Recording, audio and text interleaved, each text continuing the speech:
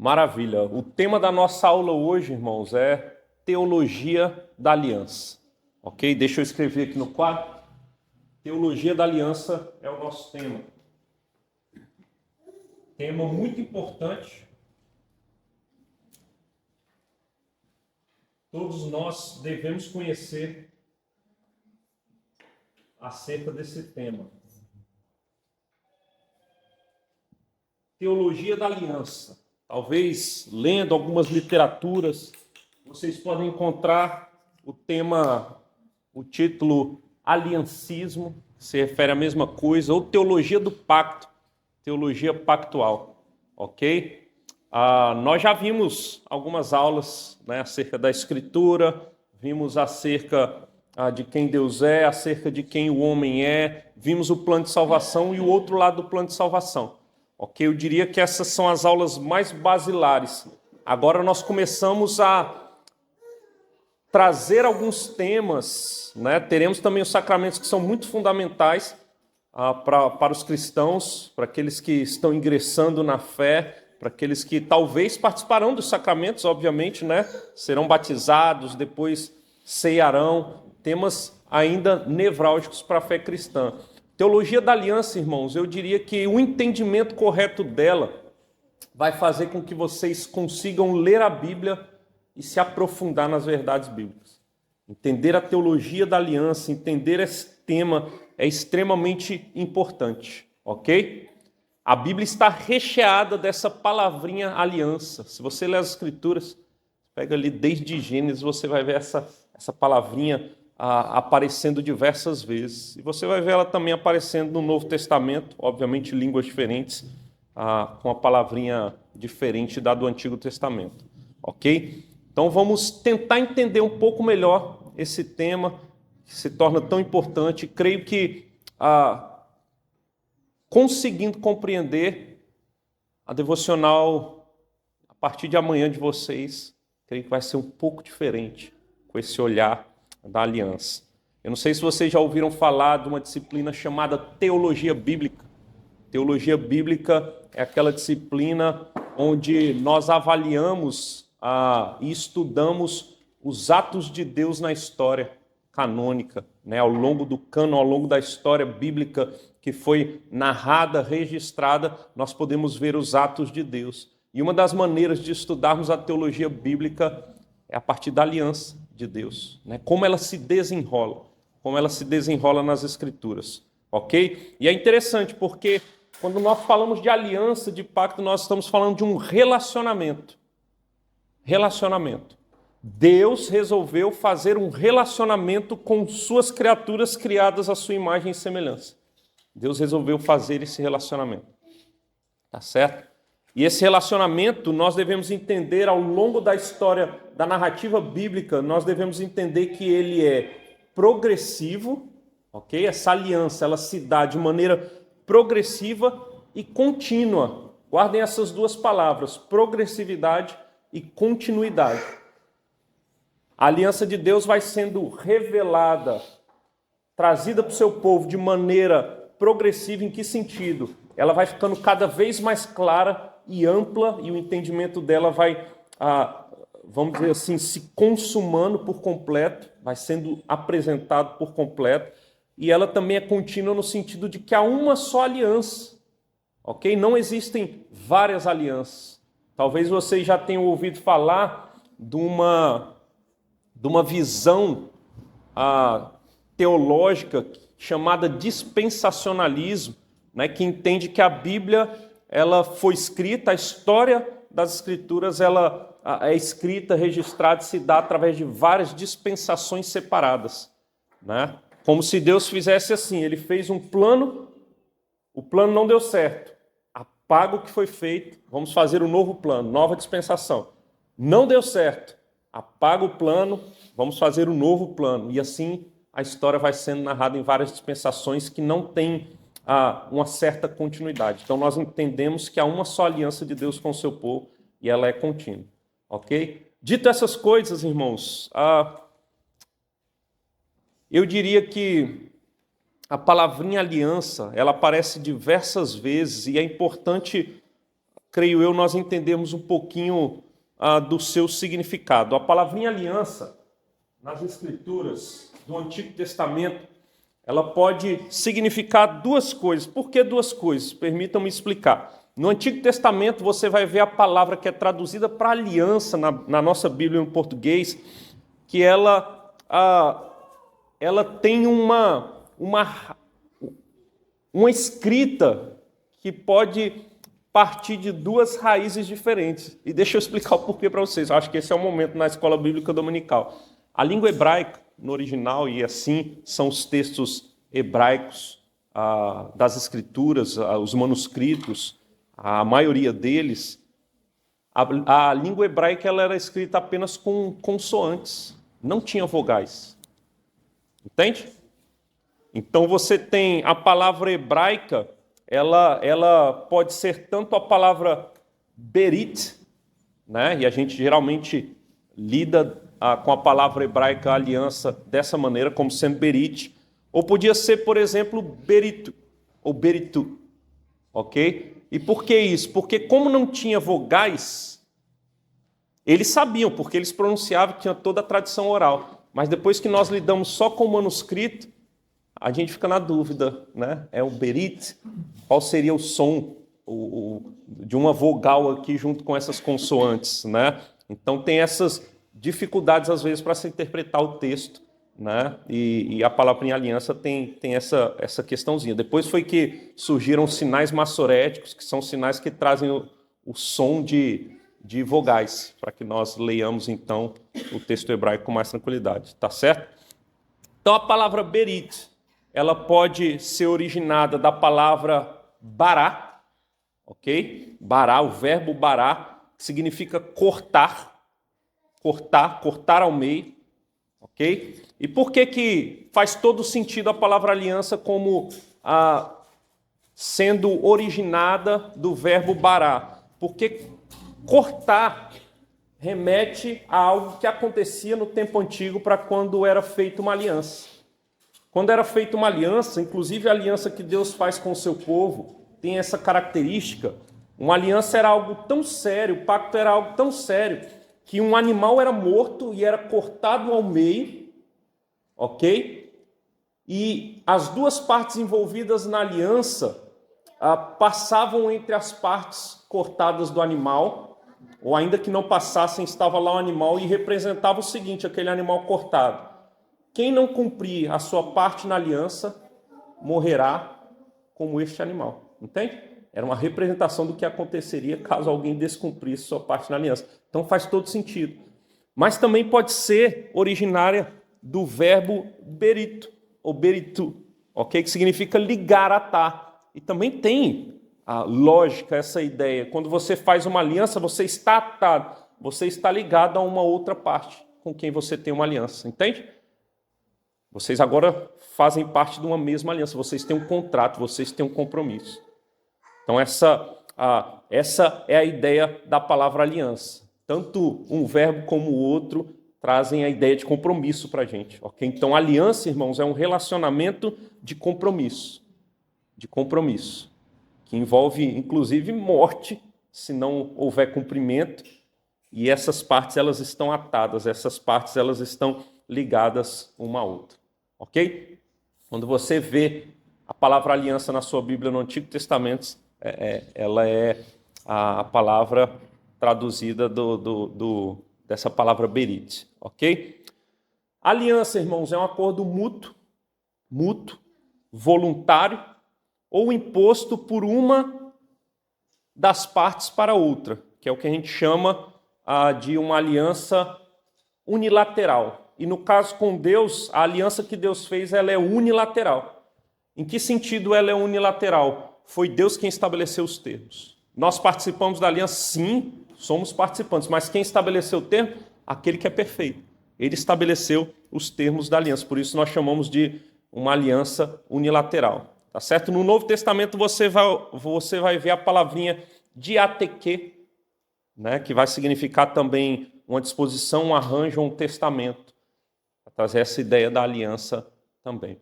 Então nós vemos que a Bíblia está recheada. A Bíblia contém essa palavra, contém essa ideia, E ela é muito clara nas Escrituras. Leia o Antigo Testamento e uma das suas leituras bíblicas, talvez você for fazer, pega uma caneta de uma cor, sei lá, vermelha, e na sua leitura vai marcando lá, aquela leitura que a gente faz de Gênesis a Apocalipse, e marca as vezes que aparece a palavra aliança. Você vai ver que é algo muito claro nas Escrituras. Ok? Tranquilos até aqui?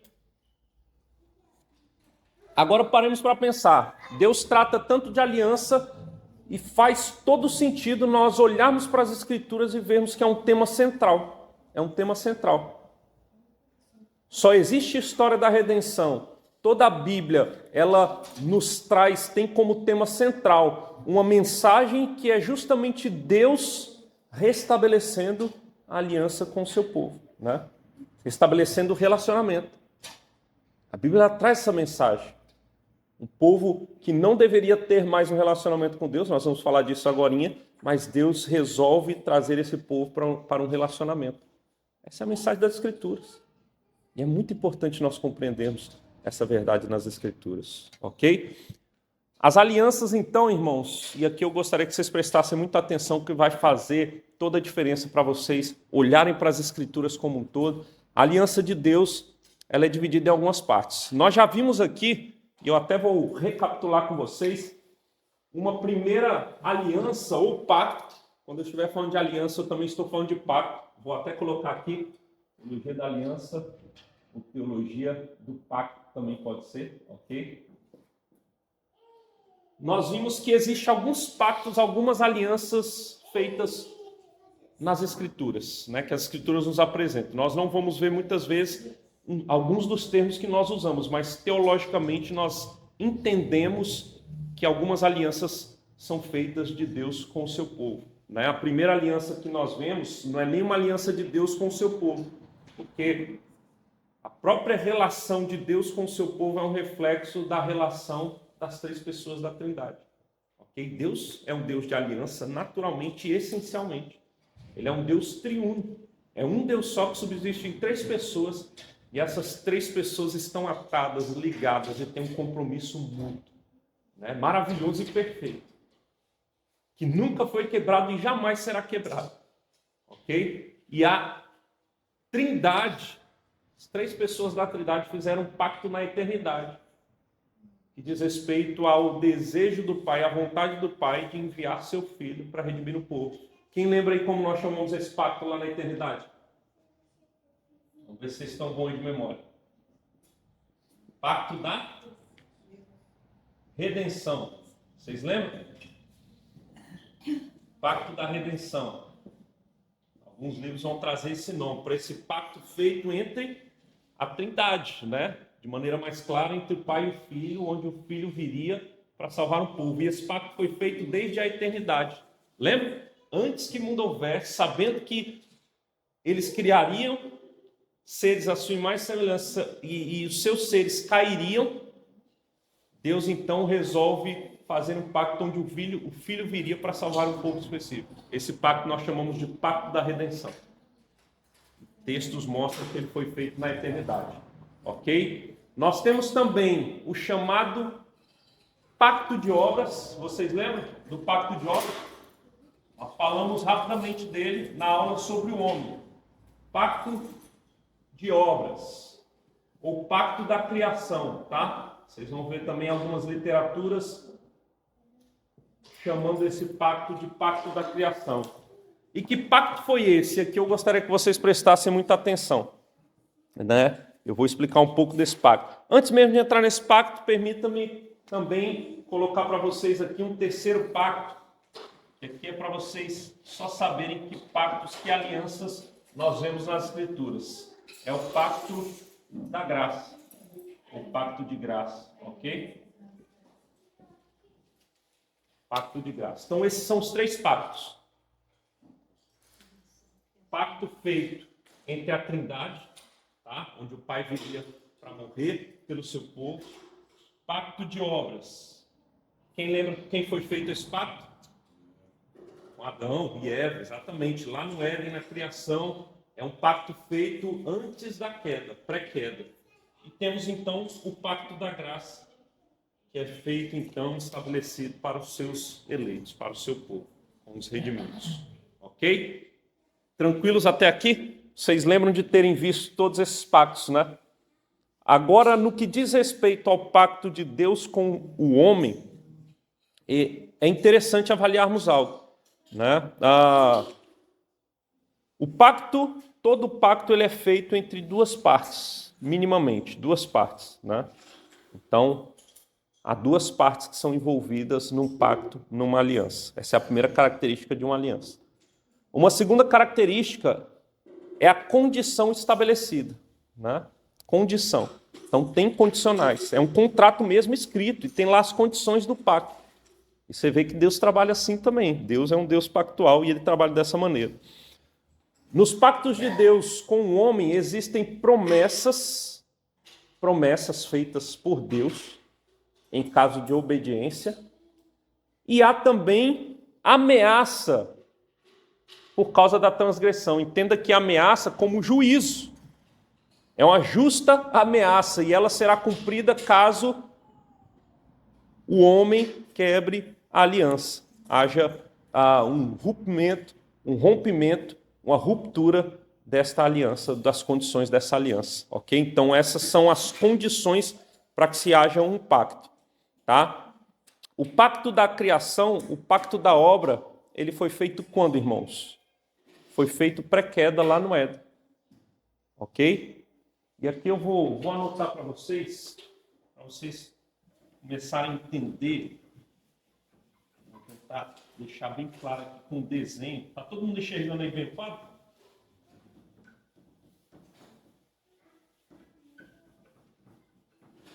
Ok. Vamos lá. Vou botar aqui, ó.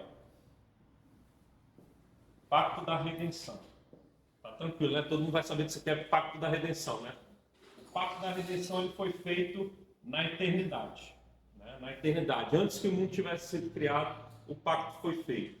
Ok? Entenda, então, essa linha aqui, ó, esse início aqui, esse pontinho que eu vou fazer aqui, como a criação. Deus criou. Em 6 dias o mundo criou o homem, sua imagem e semelhança. Aqui está o início de todas as coisas. O pacto da redenção está fora da ideia de tempo e espaço, foi feito na eternidade. Aqui, Deus criou todas as coisas. Deus criou o mundo que nós conhecemos. Ok? Só que não da maneira que é, porque ainda não havia queda. Tá certo? E lá na criação, então, Deus, ele fez um pacto com Adão, representante da raça humana, o cabeça da raça humana. E esse pacto, então, ele é chamado de o quê? Pacto das obras. Pacto de obras, né? Pacto da criação. Eu vou botar assim, ó, PO. PO. Ok? Pacto de obras. Vamos ver se vocês estão bem. Se dá para recapitular aqui o que é o pacto de obras. Ou melhor, qual era a condição do pacto de obras? Vocês lembram? Alguém fala aí? Pode falar. Perfeito. Eu diria que até antes disso tem algo muito importante de nós observarmos. Né? Deus, de fato, ele botou essa condição. Não comam do fruto da árvore do conhecimento do bem e do mal. Mas antes disso, Deus falou, coma dos vários frutos que há no jardim. Ok? Deus começa com a parte, né, positiva. Usufruam de tudo que tem aqui no jardim. Ok? Eu convido vocês para abrirem lá em Gênesis. Gênesis capítulo 1, verso 28 a 30, primeiro. PO, pacto de obras. Vocês lembrarem aí. Olha só o que diz, capítulo 1 de Gênesis, versos 28 a 30. Farei a leitura, diz assim, ó. E Deus disse ainda, eis que lhes tenho dado todas as ervas que dão semente e se acham na superfície de toda a terra, e todas as árvores em que há fruto que dê semente, isso servirá de alimento para vocês, e para todos os animais da terra, todas as aves do céu, e todos os animais que rastejam sobre a terra, em que há fôlego de vida. Toda erva verde lhes servirá de alimento. E assim aconteceu. No 28 ainda, que eu pulei aqui sem querer, diz assim: Deus os abençoou e lhes disse: sejam fecundos, multipliquem-se, encham a terra e sujeitam-na. Tenham domínio sobre os peixes do mar, sobre as aves do céu e sobre o animal que rasteja pela terra. Percebe parte boa da aliança ali? Na verdade, toda aliança é boa, mas a parte positiva, olha um tanto de coisa que vocês têm para fazer nessa criação, nesse jardinzão perfeito, onde não há mal, não há pecado. Né? Agora dê um pulo para o capítulo 2, versos 15 a 17. Capítulo 2, versos 15 a 17. Olha o que Deus diz. Ou melhor, o que o texto diz acerca da ação de Deus. O Senhor Deus tomou o homem e o colocou no jardim do Éden para o cultivar e o guardar. E o Senhor Deus ordenou ao homem: de toda árvore do jardim você pode comer livremente. Percebe? Coma livremente. Né? Usufrua dessa criação que eu fiz. Tá certo? Tenha prazer nas delícias que eu criei nesse jardim. E aí, na continuidade, ele diz o seguinte: mas da árvore do conhecimento do bem e do mal você não deve comer, porque no dia em que dela comer, você o quê? Certamente morrerá. Percebem a condição sendo imposta? O contrato está feito.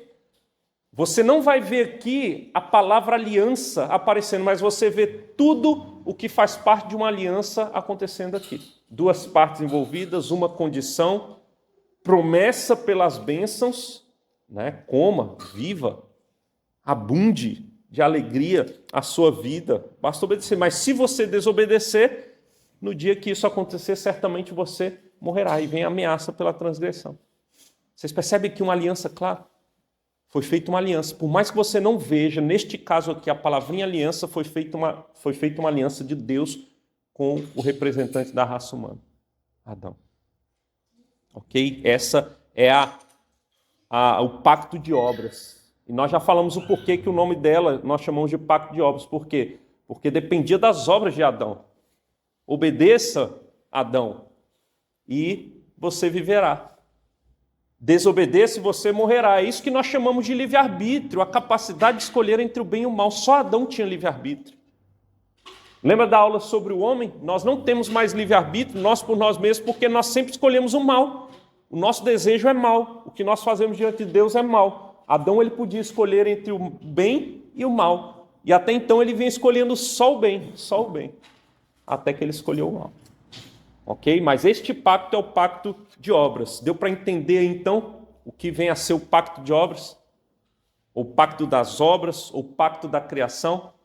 Está bem estabelecido aí na mente de vocês, né? Então, eu vou pôr aqui o seguinte. Pacto de obras.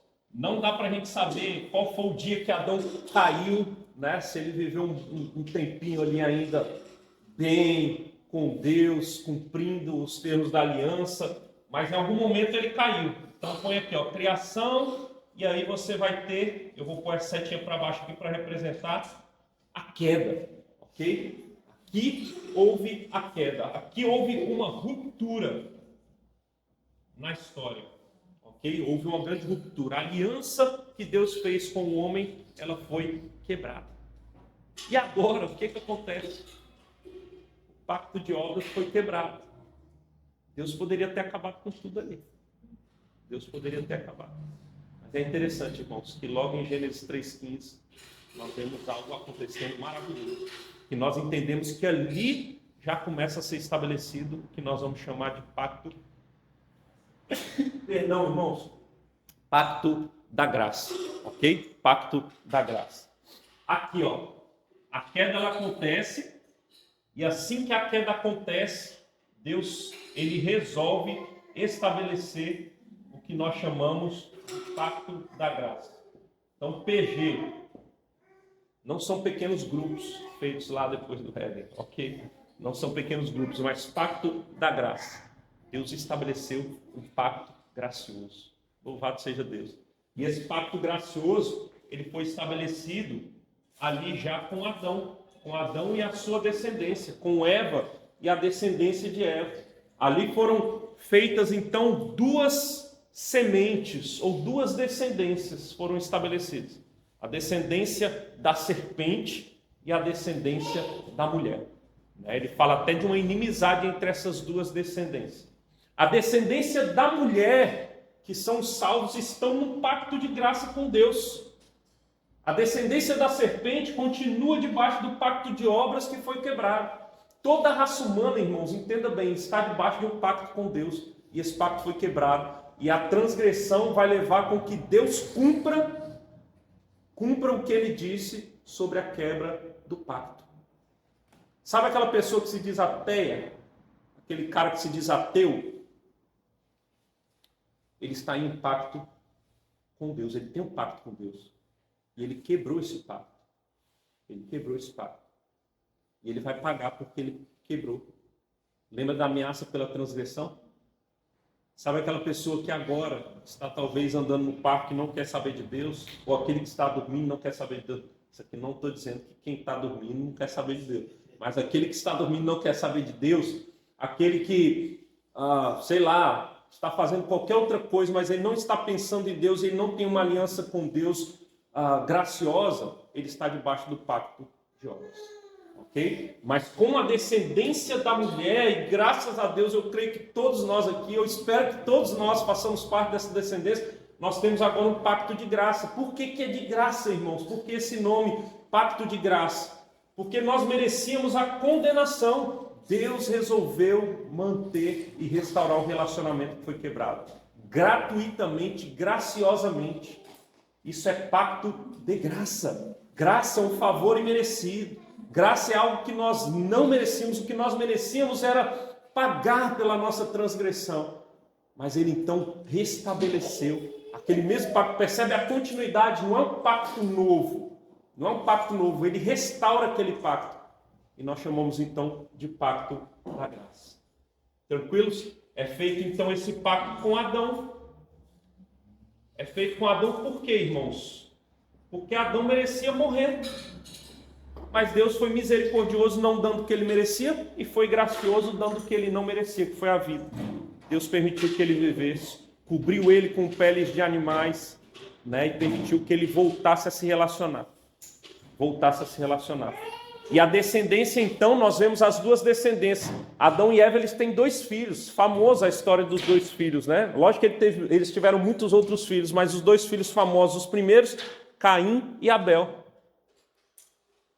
Caim faz parte da descendência da serpente, Abel da descendência da mulher. E a partir de então a história vai ser regida por essas 2 descendências. Caim mata Abel, depois Sete continua a linhagem da mulher, e assim essas 2 descendências vão avançando. E hoje o mundo continua com essas 2 descendências. Né? Se você crê no Senhor Jesus como Senhor e Salvador de sua vida, você é descendência da mulher.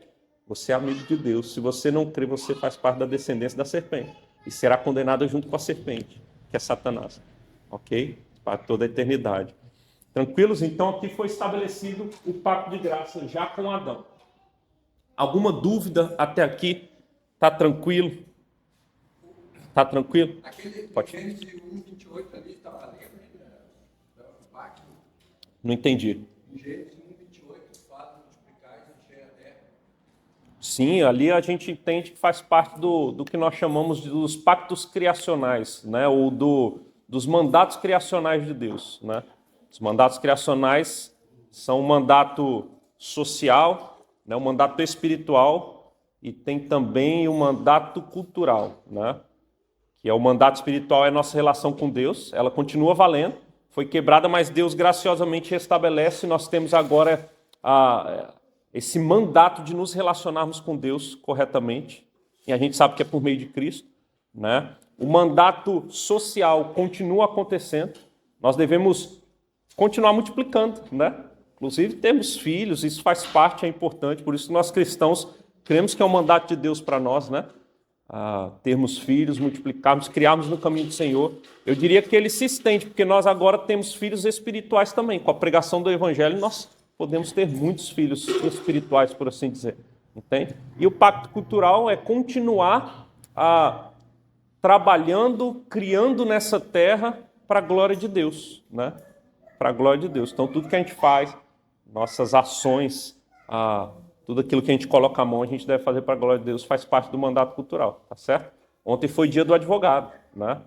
E ali nós temos um advogado, temos Samuel estudando direito, né? E eles devem, por exemplo, fazer justiça, né? Segundo a justiça de Deus, fazer e serem advogados, advogarem o direito, a causa do oprimido da melhor maneira que eles puderem, entende? Isso glorifica a Deus, isso faz parte do mandato cultural, ok? Um professor, Vladimir é professor, deve dar as melhores aulas que ele puder, estudar, ensinar, passar o conteúdo da melhor maneira possível. Isso é cumprimento do mandato cultural. E todas as tarefas que nós fazemos, ok? Faz parte do mandato cultural. Então, continua valendo. Só que você vê que a maior parte dos seres humanos não querem saber, né? Os que foram restabelecidos o relacionamento com Deus, eles continuam cumprindo os mandatos criacionais, né? Eles agora, redimidos, têm condições de continuar glorificando a Deus nos mandatos criacionais. Mas quem não é de Deus não vai cumprir, né? Não vai cumprir. Mas aqui, como o Dani falou, não é de Deus e quem é, então seria estar em pecado, então, se estiver fora desse mandamento? Você fala de ter filhos? Não, de maneira alguma, porque há possibilidade de celibato, por exemplo, né? Tem gente que é Tem infértil. pessoa que não quer porque Aí você tem que avaliar o porquê, né? Eu diria que a maioria das pessoas... o mundo é muito perigoso. exatamente, a maioria... Pois é, a maioria das pessoas que não querem ter filhos, né? Digo isso óbvio, com muita cautela, mas as pessoas que eu pude conversar, aconselhar, é por uma questão mais egoísta, entende? É mais egoísta. Eu não quero ter porque vai dar trabalho, olha como o mundo está, não, quero curtir com minha esposa, né? E filho eu vou ter que ter gasto, enfim, vou ter que abdicar da minha vida para criar. E filho é isso mesmo, né? Tem que tirar os 200 megas da internet. Pois é, exatamente. Então a maior parte, inclusive nós cristãos, muitos caem nesse erro, né? Não quero ter porque cai na lábia do mundo, né? Entende? Não na de Deus, mas nós devemos, né? Devemos. Sei que é difícil, não é fácil, né, Vladimir? A gente fica branco quando nasce, fica branco por vários outros momentos na caminhada, né? E assim vai, mas... com esse relacionamento restabelecido, nós podemos confiar de que quem guarda é Deus, de quem dá graça para nós criarmos é Deus, Deus quem converte o coração. Ali antigamente, mesmo não sendo puritano, né? Até quem não era cristão tinha muitos filhos, né? Então o mundo vai mudando. Eles criam mesmo no cumprimento do mandato a risca mesmo, assim, literalmente o ter muitos filhos e tudo mais, né? Exatamente. Mas fique tranquilo, você que não tem filho, não se sinta culpado não, viu? Vai tranquilo aí, você que ainda não é casado, tem que ter a questão da esposa também, o filho tem que ser com sua esposa. Exatamente, é nevrálgica, né? Tá certo? Mas está em vigor ainda e os que estão no Pacto da Graça devem observar os mandatos criacionais, ok? Ok. Dito isso então, irmãos, permitam-me agora dar um salto aqui na história. Narrativa bíblica, a partir daqui agora, ela vai se dando e se descortinando, ok? Ela vai se descortinando. Até um ponto importante, e eu vou colocar esse ponto aqui, ó, tá? E nós vamos chegar lá. Mas pense em tudo isso aqui como o Antigo Testamento. Percebam onde o Pacto da Graça começou? Isso é muito importante nós observarmos. O Pacto da Graça não começa quando Cristo vem ou quando ele morre. O Pacto da Graça começou aqui, ó, depois da queda. Porque se não houvesse graça e houvesse um pacto de graça, não haveria essa parte da história. Não haveria. Não haveria. Entende? Relacionamento de Deus com pessoas, no que a gente chama de antiga aliança. Não haveria. Tá certo? Então o pacto da graça ele começa aqui. Isso aqui é muito importante porque tem muita gente que entende que a Bíblia ela é dividida no tempo da lei e no tempo da graça. É um entendimento errado das Escrituras. Né? Tem gente que entende que todo o Antigo Testamento, a partir da queda até Jesus, é o tempo da lei. Que as pessoas viviam pela lei. Não é assim que funciona. Eles também viviam pela graça. Tá certo? Sempre foi graça, continua sendo graça. Tá certo? A lei, ela é dada por Deus para mostrar o caráter dele mostrar o que ele requer então, ainda no pacto de graça, que o homem faça. Tá?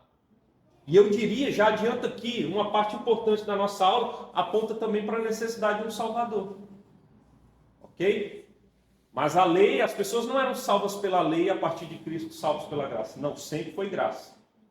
O pessoal na antiga aliança tinha um relacionamento de graça, olhando para as promessas futuras, né, daquele que viria, e nós estamos num pacto de graça olhando para aquele que já veio.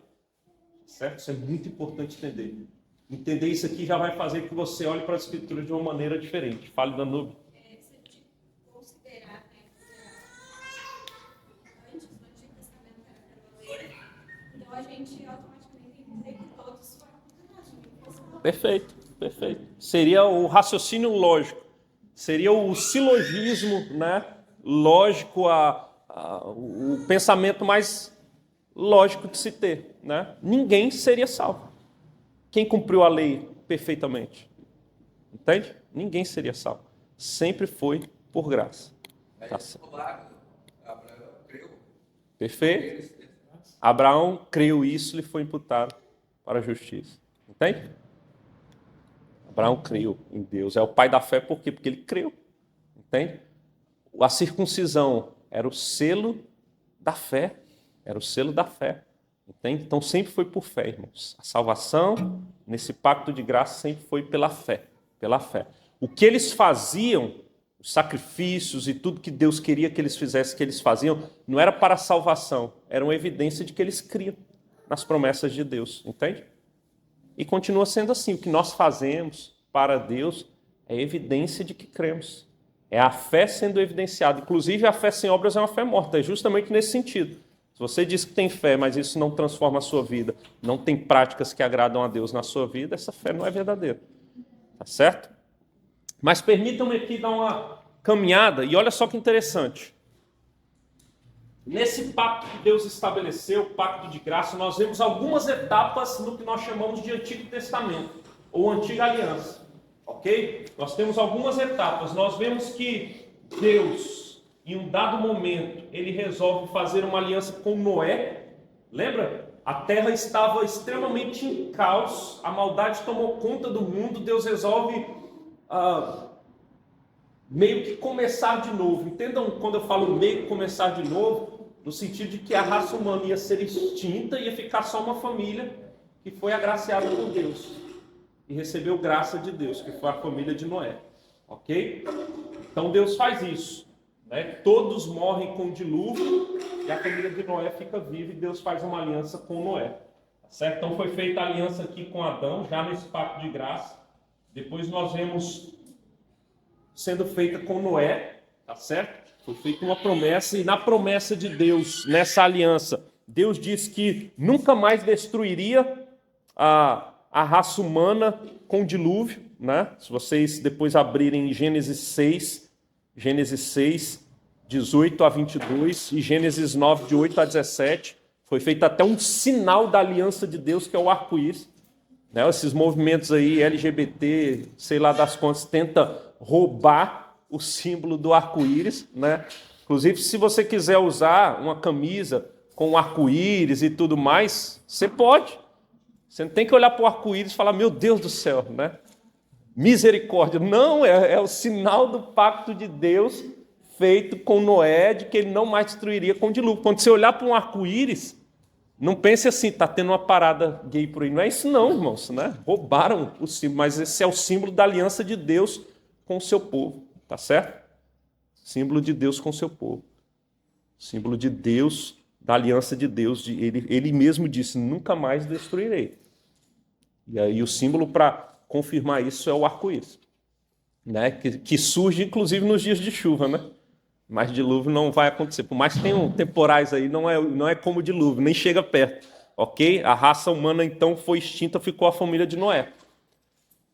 O próprio Noé falhou, irmãos. Ele era uma espécie de mediador dessa aliança. Mas Noé falhou. A gente sabe disso, Noé caiu, né? Mesmo depois, descendentes dele também falharam. E a descendência da serpente continuou a existir. Né? Eu lembro, eu não sei quem foi que disse essa frase. Se alguém lembrar aí, me ajuda a lembrar quem foi, mas certo teólogo antigo, não sei se foi Agostinho, né, que diz que quando ele foi batizado, né, depois de batizado, ele ainda lutava com os seus pecados, e ele diz o seguinte: eu fui batizado e matei o velho homem, mas depois eu descobri que o desgraçado sabia nadar. Foi Lutero, né? Sabia nadar, ele ainda está aqui, né? Eu diria que no dilúvio foi mais ou menos isso.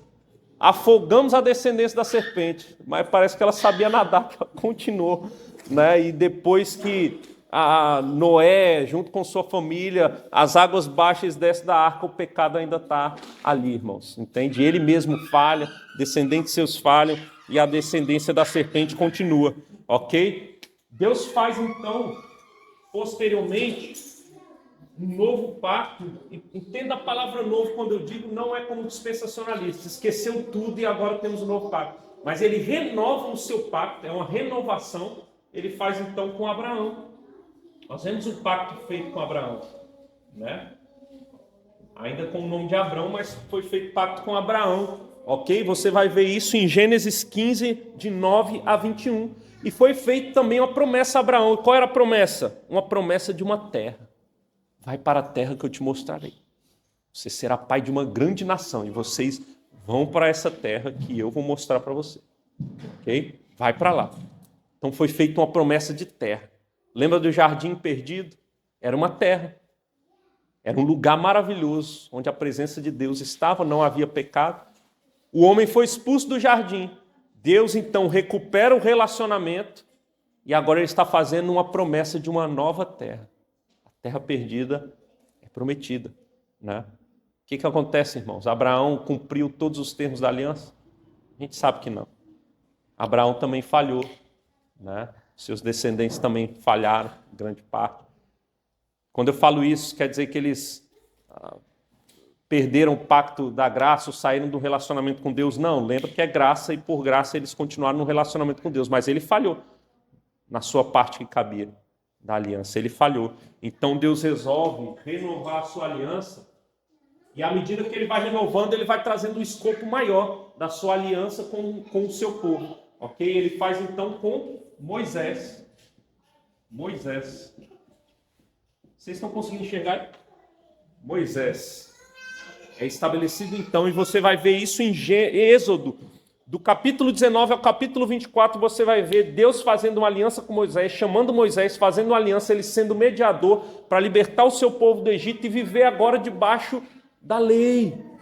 A lei moral é dada, mas não só a lei moral, a lei civil, a lei cerimonial, vivam debaixo dessas leis.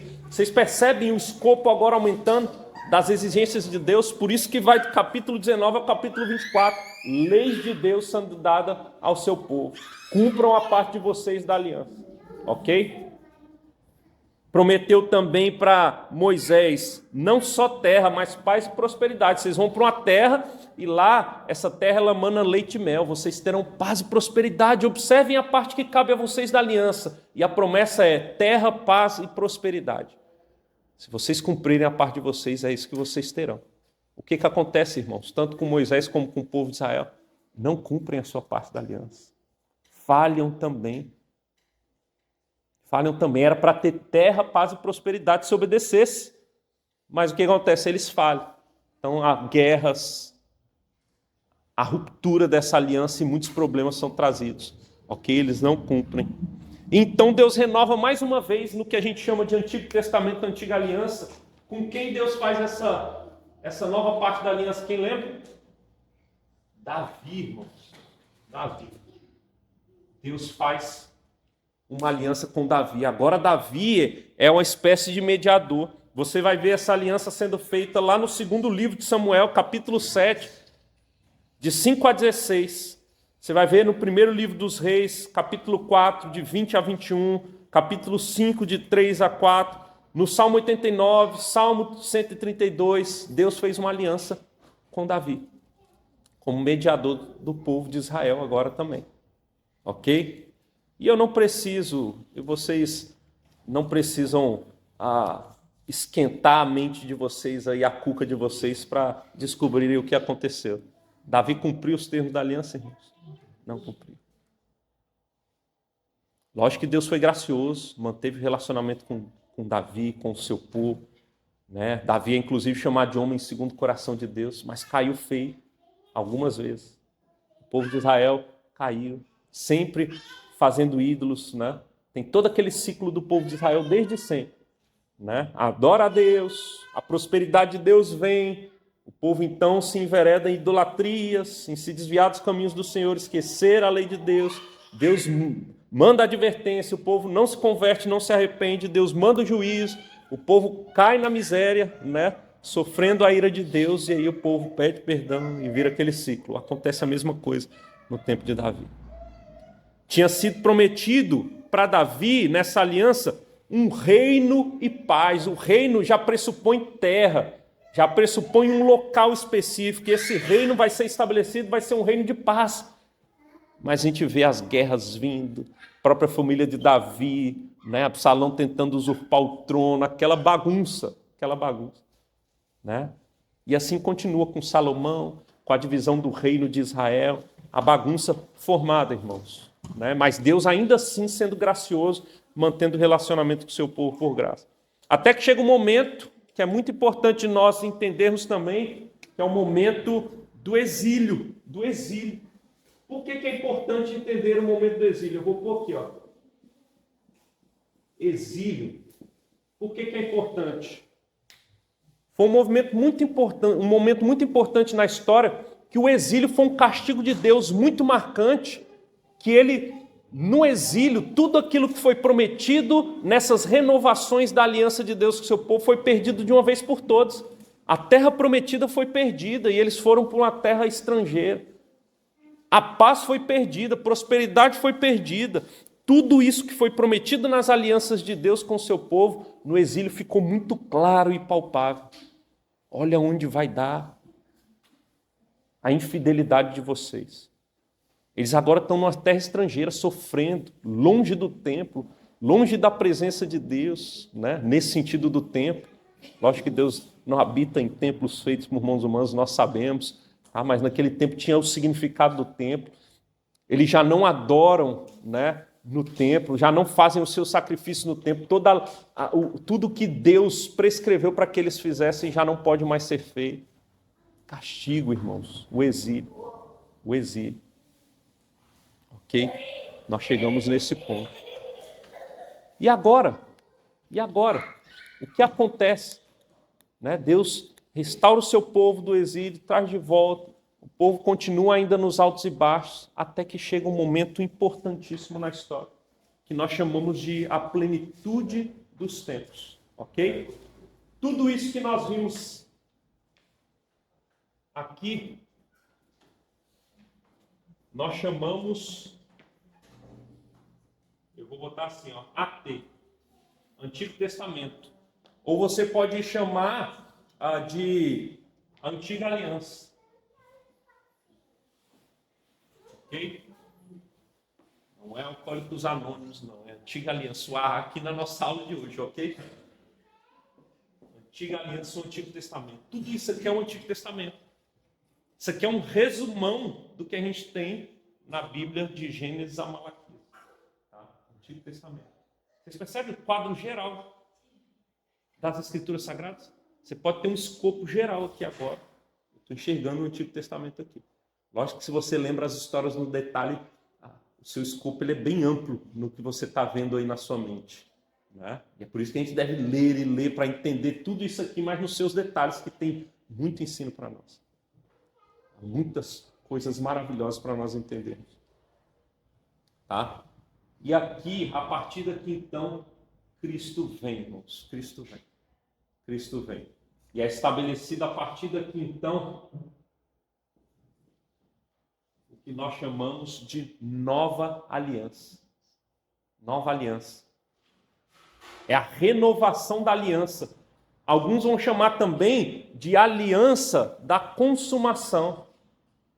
Porque agora não vai precisar de novas etapas da aliança. A nova aliança, ela é a última. Ela é a última e ela é a primeira, eu diria, porque só a graça por causa dessa aliança. Lembra do pacto feito na eternidade? O que tinha sido prometido lá na eternidade, irmãos? No pacto da redenção. Isso aqui havia sido prometido. Entende? Cristo viria, já havia sido prometido. Talvez você pense, eu já pensei sobre isso, talvez você esteja pensando, mas para que isso tudo se Deus já sabia que era necessário Cristo? Irmãos, eu cheguei numa conclusão. É uma maneira didática para que Deus deixe muito claro, através da história, palpável, visível, real da humanidade, que o homem não pode salvar a si mesmo.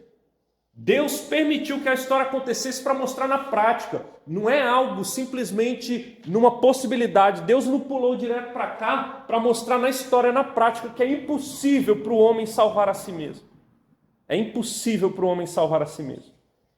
É impossível. Você pode estabelecer quantas alianças você quiser, ou renovar a aliança quantas vezes você quiser, com os termos que você quiser. O homem não consegue cumprir. Tá certo? O Antigo Testamento deixa isso muito claro para nós. Não só o Antigo Testamento, o Novo também. As nossas vidas deixam claras para nós que nós não conseguimos cumprir os termos da aliança. Mas Deus, então, chega à plenitude dos tempos. O pacto da redenção é colocado em prática, tá? E lembre-se que todo o Antigo Testamento, o pacto da graça, ele só é possível porque já havia sido prometido aquele que viria. Por isso que é pela fé, nunca foi pelas obras de Moisés, de Noé, de Abraão. Ficou claro que eles não conseguiam. E eles mesmos foram salvos não pela obra deles mesmos, porque não era possível, e eles caíram. Mas foram salvos por crer no descendente da mulher que pisaria a cabeça da serpente. Por crer no Cordeiro de Deus. O Cordeiro de Deus que tira o pecado do mundo.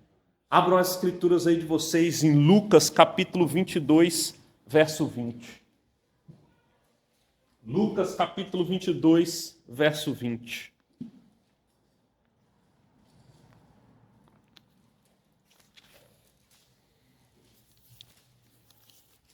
Desculpe, vai dar aula, a gente empolga, né? Começa a gritar. Lucas 22, 20. São verdades gloriosas demais, irmãos, né? E toma a nossa mente, o nosso coração, essas verdades gloriosas. Lucas 22, verso 20. Diz assim, ó. Olha só que maravilha, irmãos. Isso é muito emocionante. Isso aqui é o dia da ceia, tá? Sendo narrado. E aí o Senhor Jesus, depois de partir o pão e dizer que era o corpo dele, dado em memória dele, o Senhor Jesus, olha o que acontece. Do mesmo modo, depois da ceia, pegou o cálice dizendo, este cálice é o quê?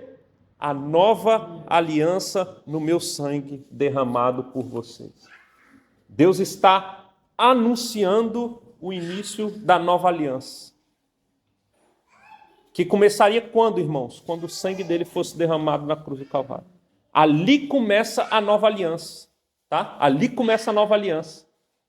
Ali a aliança é renovada de uma vez por todas. Ali a aliança ela é consumada no derramamento do sangue de Cristo. Vocês lembram dos cordeiros mortos na antiga aliança? Eram sombra daquele que derramaria o seu sangue de uma vez por todas. O único sangue que poderia remir pecado. Era importante que o povo observasse, matasse os cordeiros. Foi Deus quem estabeleceu, era importante. Mas era uma sombra e apontava para o cordeiro pascal. O cordeiro de Deus que tira o pecado do mundo. Ok? Todos aqueles rituais, cerimônias apontavam para Cristo, eram sombras daquele que viria. Todas as leis civis, cerimoniais, tudo apontava para Cristo, era sombra daquele que viria. Então Jesus vem e ele inaugura a nova aliança com o derramamento do seu sangue. Ok? É por isso, irmãos, mais uma aplicação prática do entendimento da teologia da aliança para que nós vivamos de maneira correta a nossa vida na nova aliança. Sabe por que a gente pode comer, né? Seu Birajá ontem foi lá na casa de uma irmã buscar o porco que ele ganhou. Sabe por que a gente pode comer um porco, um leitãozinho? né? E você pode comer sem peso na consciência e falar, mas Deus proibiu. É porque era lei da antiga aliança. Entende? Era lei para o povo de Israel debaixo da antiga aliança. Sabe por que a gente vem para o culto, né? E no culto não tem aqui o lugar santo e o santo dos santos? Sabe por que eu não sou um sacerdote nos termos do Antigo Testamento, um mediador, e só eu posso entrar no Santo dos Santos que nem tem? Sabe por que não tem propiciatório? Sabe por que nós não trazemos cordeiros, animais para serem sacrificados? Porque Cristo veio e tudo isso apontava para Cristo, irmãos. Entende? Sabe por que aquelas várias práticas que nós não precisamos observar, as leis civis de Israel, não precisam serem observadas? Porque agora estamos numa nova aliança. A lei moral continua, obviamente, porque Deus é o mesmo, imutável. Mas entender isso faz com que não caiamos no erro que muitos têm caído, ok? De observar dias, dietas, como se fossem exigências para nós na nova aliança. É por não entenderem a teologia da aliança. Vocês percebem na prática a importância da teologia da aliança? Tem? Isso é muito importante para nós nos nossos dias. Porque há uma confusão muito grande. Ao mesmo tempo, nós não somos aqueles que pegam a nova aliança e a partir de agora rasgam o Antigo Testamento. Pelo amor de Deus, não. Até porque se eu rasgar o Antigo Testamento eu não vou entender o Novo. Vou fazer bagunça com o Novo Testamento. Vou cair no que alguns fazem de uma graça barata, onde eu vivo de qualquer maneira. Aliás, Deus é gracioso, Deus é amor, né? E não é mais aquele Deus do Antigo Testamento que pune. Quem disse que é assim que funciona? Entende? Deus é amor, Deus continua sendo justo, como sempre foi. Tá certo? Então não caio nos extremos e eu consigo entender o que Deus requer de mim a partir da teologia da aliança. Cristo estabeleceu e inaugurou. Dei um pulinho lá para Hebreus, capítulo 8.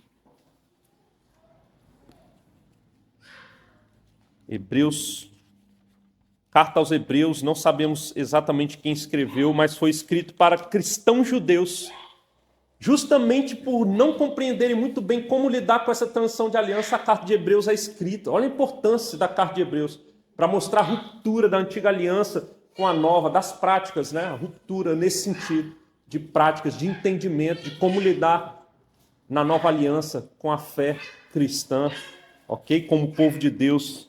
Hebreus capítulo 8, irmãos. Eu vou lendo aqui, tecendo alguns comentários. Olha o que está escrito. Ora, o essencial das coisas que estamos dizendo é que temos tal sumo sacerdote que se assentou à direita do trono da majestade nos céus, como ministro do santuário e do verdadeiro tabernáculo que o Senhor erigiu, e não o homem, né? Temos o verdadeiro sumo sacerdote, que é Jesus Cristo. Ele é tanto o sacerdote que apresenta o sacrifício, como ele é o próprio sacrifício. Okay? Esse é o sumo sacerdote perfeito que veio. Nós já temos ele. Pois todo sumo sacerdote é constituído para oferecer dons e sacrifícios. Por isso era necessário que também esse sumo sacerdote tivesse o que oferecer.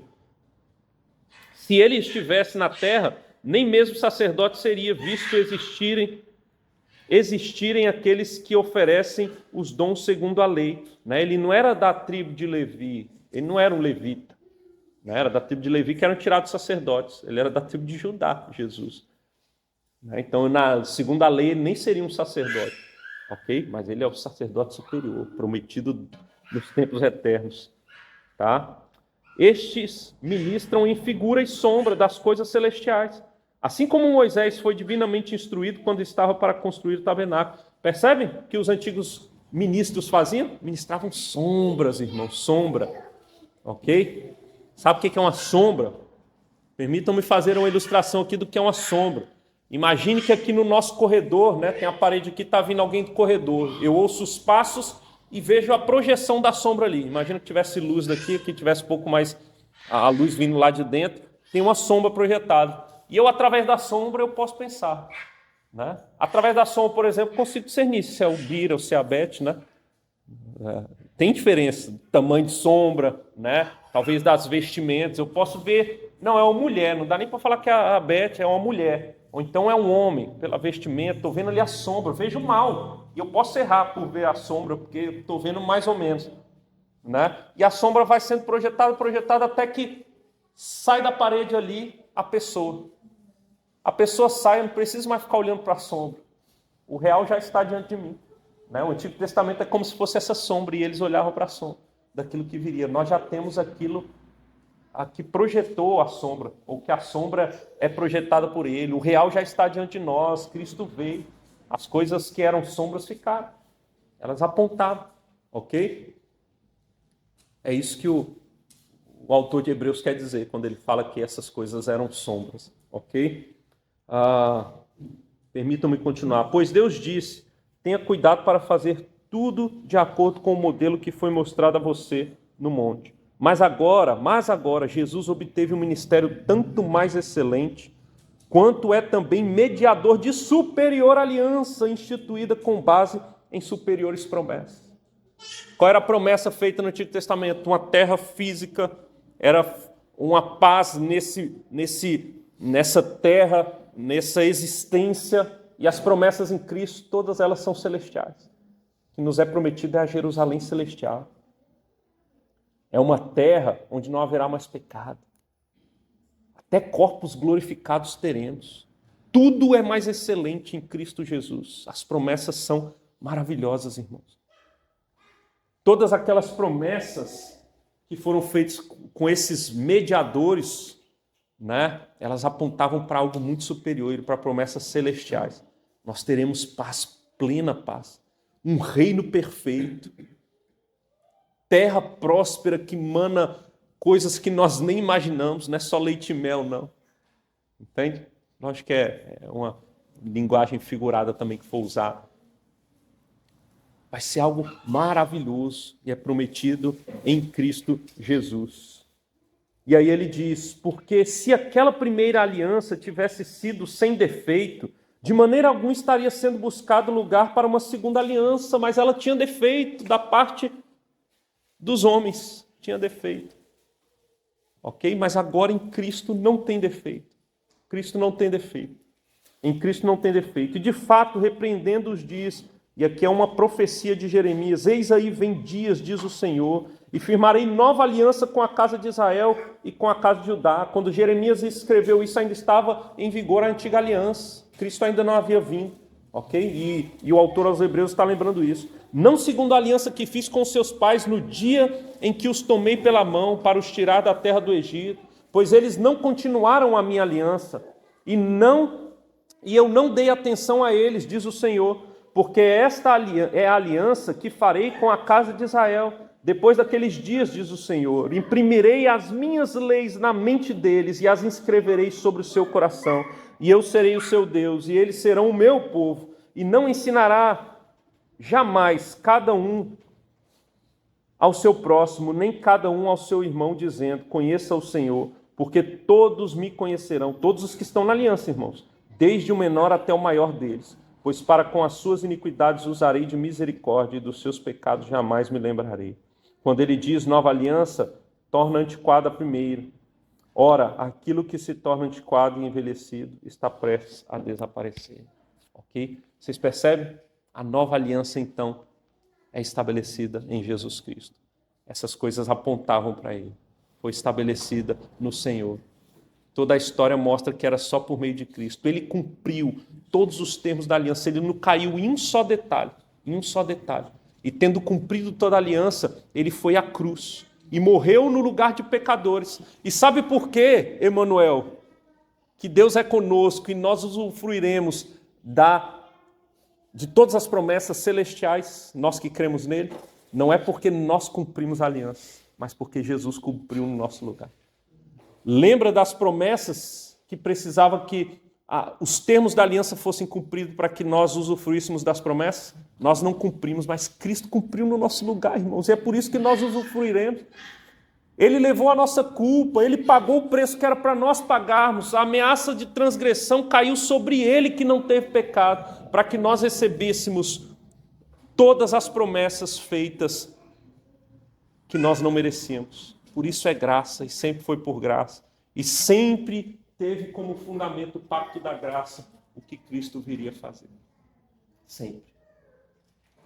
Ok? Sempre, sempre. Aqui então nós temos o que nós chamamos de nova aliança, irmãos. Nova aliança. Eu vou botar aqui NT de Novo Testamento ou NA de Nova Aliança. Onde nós estamos aqui? Nós estamos aqui no decorrer da história, a partir de Cristo até o último dia. Essa aliança, nova aliança, ela é estabelecida e ela vai até o dia da consumação, que não sabemos quando se dará, mas vai até o dia da consumação. Eu vou botar aqui. Consumação. Quando Cristo voltará. Boa, gostei.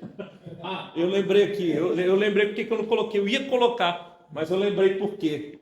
Porque haverá o dia da consumação, haverá o dia do grande juízo, onde esse que verteu seu sangue, tendo depois ressuscitado ao terceiro dia, está à destra de Deus Pai, ele voltará para buscar os seus.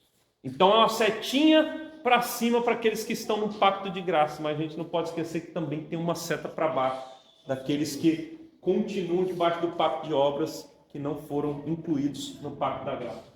Então a consumação terá dois destinos, irmãos, dois destinos. Aqueles que estão debaixo do pacto da graça, que foram incluídos na graça, que creram em Jesus Cristo, e por causa da obra de Cristo agora estão em um relacionamento restaurado com Deus, habitarão na eternidade. Na eternidade. Eu vou botar assim, entendam bem, eu vou botar esse termo aqui, só para nós entendermos aqui, de maneira mais didática. Ok? Mas na consumação, os que foram incluídos no pacto da graça, entraram para a descendência da mulher, habitarão nos céus, né? Entenda céu aqui como a terra restaurada, novos céus e nova terra, ok? Com o Senhor, para todo o sempre, para toda a eternidade. Usufruiremos de todas as bênçãos. Quem não entrou no pacto da graça, quem não creu, quem rejeitou a Cristo, esse, debaixo do pacto de obras, terá que pagar pelo seu próprio pecado, na condenação eterna. Lembra da morte prometida lá no pacto de obras? Esses pagarão. A justiça será feita. Deus não é mau por isso, Ele é justo por isso. E Ele é bom em cumprir a sua justiça. Ok? E assim se dá toda a história das Escrituras, a história da humanidade, através da narrativa bíblica, na perspectiva da aliança, do relacionamento. É isso, irmãos. Essa é a teologia da aliança, né? Nós podemos olhar para a Escritura vendo agora o escopo como um todo. Eu sempre costumo dizer que quando você entende o todo, fica mais fácil de entender as partes, os detalhes. Entender o todo é importante para encaixarmos todas as verdades contidas nas Escrituras. Entender a teologia da aliança faz com que você fique maravilhado com a harmonia das Sagradas Escrituras, Antigo e Novo Testamento. Faz você entender o desenrolar da história. Faz você entender de maneira muito mais profunda o plano de Deus com o seu povo. O plano de Deus, essa grande história da redenção, através da aliança de Deus com os seus. Ok? Essa é a nossa aula. Passei um pouquinho o tempo. Tá? Para botar céu e baixar, depois botar eterno, né? Porque o céu é, na verdade, temporário. Né? Verdade. É. Por isso que eu falei. Por isso que eu falei que usar esse termo aqui de maneira mais didática, né? Mas o céu, obviamente, que é representando novos céus e nova terra, né? A terra restaurada, assim nós entendemos, né? Aqueles que morrem antes do juízo, esses estarão no céu, né? No que é chamado de céu. Mas depois do juízo, né? Todos os que são do Senhor estarão nos novos céus e nova terra, nessa restauração gloriosa que nos aguarda. Noé, ele tinha noção, ele sabia, como a gente sabe, da cruz. Em Jó, lá Jó fala, né? Eu sei que o meu Redentor vive, né? Ele fala, não sei se o pastor interpreta assim também. Fala Sim. Jesus, né? Muitos teólogos, eles dizem que é Jesus ali que Jó está falando. Né? Não, ele está falando. Perfeito. Eles falavam, inclusive apontavam. Noção como nós temos, eles não tinham, né? Eles criam em promessas, como eu disse, eram sombras, né? Mas as sombras eram suficientes para que eles crescem. Eles criam naquilo que viria. Nós somos privilegiados, nós da Nova Aliança, porque nós temos o todo diante de nós. O cânon, as Escrituras Sagradas, tudo relatado. Tem gente que acha, né? Ah, mas se eu vivesse na época de de Moisés, vê o Mar Vermelho e não crê.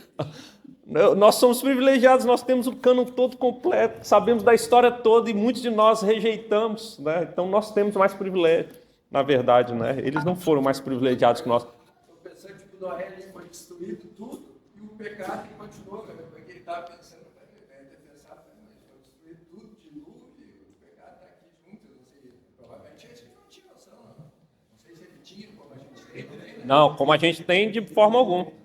Nenhum deles, como a gente tem, não tinham, né? A gente tem o cânon todo, por isso que eu falo que somos privilegiados, né?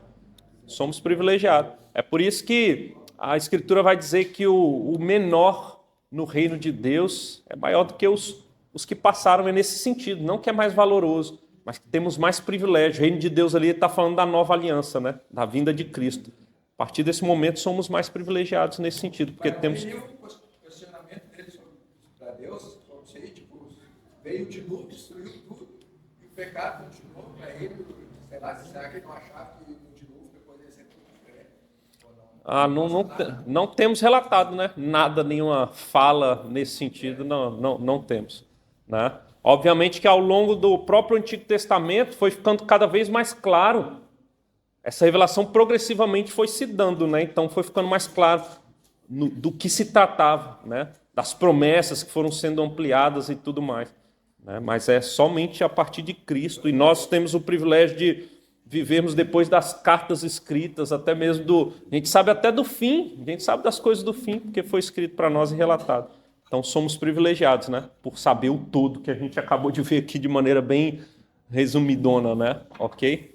Mas isso é teologia da aliança, irmãos. Eu espero que tenha valor para cada um de vocês, que vocês amem mais as Escrituras, olhando as Escrituras a partir dessa visão, né, dessa maneira de enxergar a partir do entendimento introdutório da teologia da aliança. Tá certo? Avancei demais? Então vamos orar para nós encerrarmos. Deus abençoe a todos. Tá? Vamos ficar de pé? Me perdoem, quando o Vladimir até levantou a mãozinha assim, ó, eu pensei que ele estava falando, acabou o tempo. Mas eu vi que tinha passado aqui. Vamos orar então, encerrar nossa aula de hoje, irmos para a nossa casa, nos preparar para cultuarmos juntos o Senhor. E lembre-se que esse dia é do Senhor, tire tempo para orar, ler as Escrituras, né? Se preparar para o culto público, culto solene. Oremos. Senhor Deus, amado Pai, te louvamos, ó Deus. Te louvamos por Tua palavra. Te louvamos, ó Deus, pela aliança que o Senhor fez com o Seu povo, com a Sua igreja. Nós fazemos parte dessa aliança, Pai. Graciosamente, o Senhor nos incluiu nela. Te louvamos, ó Deus, porque o Senhor é um Deus que se relaciona graciosamente com o Seu povo. Te louvamos, ó Deus, porque se dependesse de nós mesmos, ó Pai, estaríamos perdidos. Pagaríamos, ó Deus, seríamos condenados porque não temos condições, e a história mostra, as nossas próprias vidas mostram que nós quebramos a nossa parte da aliança, merecíamos a condenação, mas te louvamos por Jesus, ó Pai, te louvamos por Jesus. Não li o texto, mas a Tua palavra vai dizer que Jesus é o fiador, chama o Senhor Jesus de fiador. Fiador é aquele que paga, ó Deus, uma parte de um contrato quando uma das partes não deu conta de pagar. Nós não demos conta, Pai, nós transgredimos, mas temos um grande fiador, um mediador, Jesus Cristo, que pagou plenamente, ó Deus, tudo aquilo que nós deveríamos cumprir, Ele pagou, Ele cumpriu e pagou, ó Deus, a condenação que nós deveríamos pagar para toda a eternidade. Então nós recebemos, ó Deus, todas as bênçãos, ó Deus, todas as promessas para usufruir do cumprimento da aliança, porque Jesus cumpriu. Nós te louvamos, ó Pai. Essa é a nossa fé, é a fé no Evangelho, é a fé nessa notícia maravilhosa, é a fé em Jesus Cristo, como nosso Redentor, que vive e nós viveremos eternamente junto com Ele, glorificados como Ele está, quando Ele voltar para nos buscar, nós que estamos nesse pacto gracioso. Te louvamos, ó Pai, que a Tua igreja saiba dessa verdade, que essa verdade leve cada um de nós a amá-lo cada vez mais, a nos dedicarmos cada vez mais ao Senhor, voluntariamente e alegremente. Que essas verdades nos ajudem a ler as Escrituras da maneira correta, a compreender com profundidade as verdades das Escrituras e que isso molde a nossa vida, que não fique apenas no intelecto, mas mude o nosso coração, a nossa maneira de viver e vivamos de maneira que o agrade, ó Pai, aguardando a redenção definitiva, o estabelecimento pleno do reino do Senhor, o reino eterno. Ó Deus, te louvamos por esse momento, ó Deus, e oramos gratos no nome de Jesus. Amém. Amém.